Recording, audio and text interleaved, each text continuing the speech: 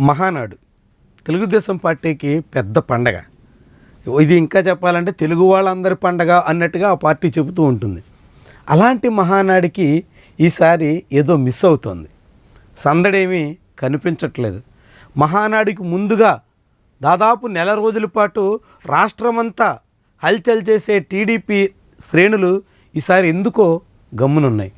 పెద్దగా ఎక్కడ సందడి చేస్తున్నటువంటి దాఖలాలు లేవు.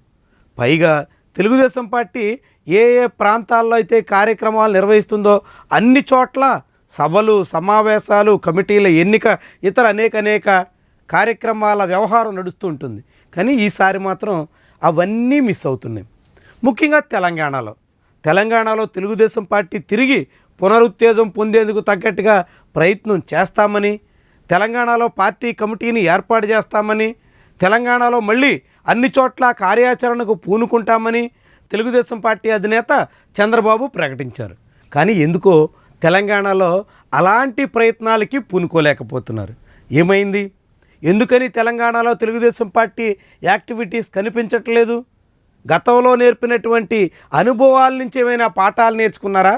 ఇప్పుడు మళ్ళీ సాహసం చేసి చేతులు కాల్చుకోవడం ఎందుకని వెనకడుగు వేస్తున్నారా? లేదంటే ఇంకేమైనా కారణాలతో తెలంగాణలో అడుగేయడానికి ఆచితూచి ముందుకు సాగాలనే యోచనలో ఉన్నారా? తెలంగాణలో ఆ పార్టీకి రాష్ట్ర అధ్యక్షుడిగా కాసాని జ్ఞానేశ్వర్ని నియమిస్తున్నట్టు గతంలో ప్రకటించారు. ఆ జ్ఞానేశ్వర్ తర్వాత పార్టీని వీడిపోయారు. ఆయన తర్వాత కొత్త అధ్యక్షుడు లేక తెలంగాణలో తెలుగుదేశం పార్టీ ఉందా లేదా అనేటువంటి పరిస్థితి వచ్చేసింది. అలాంటిది గతంలో ఉమ్మడి రాష్ట్రాల్లో 2 రాష్ట్రాల్లో విడివిడిగా మహానాడులు కూడా జరిపి, ఆ మహానాడుల నుంచి జాతీయ స్థాయిలో నిర్వహించేటువంటి మహానాడు అంటూ రాష్ట్ర స్థాయి మహానాడికి చాలా పెద్ద హంగామా చేసినటువంటి టీడీపీ నాయకత్వం ఈసారి తెలంగాణలో అలాంటి సందడి చేసేదానికి ససేమిరా అంటోంది. ఎందుకని? తెలంగాణలో అధ్యక్షులు లేడు, కమిటీ లేదు, మహానాడు లేదు, అసలు పార్టీ ఉందో లేదో కూడా తెలియనటువంటి స్థితికి వచ్చేసింది. ఇలాంటి దశలో కూడా టీడీపీ మహానాడు ముంగిట తెలంగాణ వ్యవహారాల్ని ఎందుకని విస్మరిస్తోంది?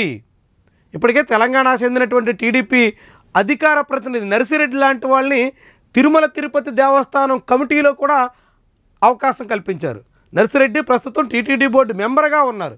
అలాంటి నామినేటెడ్ పోస్టుల విషయంలో కూడా తెలంగాణ నేతలకి అవకాశం కల్పించినటువంటి చంద్రబాబు మహానాడు విషయంలో తెలంగాణ సంబంధించి ఎటువంటి కార్యాచరణకి పూనుకోకపోవడం వెనక మర్మం ఏంటి? తెలంగాణలో ఇప్పుడు ఏదైనా కార్యాచరణకు పూనుకొని అది మళ్ళీ ఎటుదారి తీస్తుందో తెలియక దానివల్ల వచ్చేటువంటి సమస్యలు ఎందుకు అనేటువంటి ఉద్దేశంతో టీడీపీ నాయకత్వం వెనకడుగు వేస్తుందా? లేకుంటే తెలంగాణలో పార్టీ పుంజుకునే అవకాశం లేదు కాబట్టి ప్రయత్నం చేసినా వృధాగానే మిగిలిపోతుంది అని ఏమైనా నిర్ణయానికి వచ్చిందా? ఎందుకని టీడీపీ నాయకత్వం తెలంగాణ విషయంలో అంత లేదు ఇంత లేదు, మేము మళ్ళీ పుంజుకుంటాం, మళ్ళీ జెండా ఎగరేస్తాం అనేటువంటి మాటలు చెప్పి వాటికే పరిమితం అయిపోవడం వెనుక మూల కారణం ఏంటి అన్నది తెలియాలి.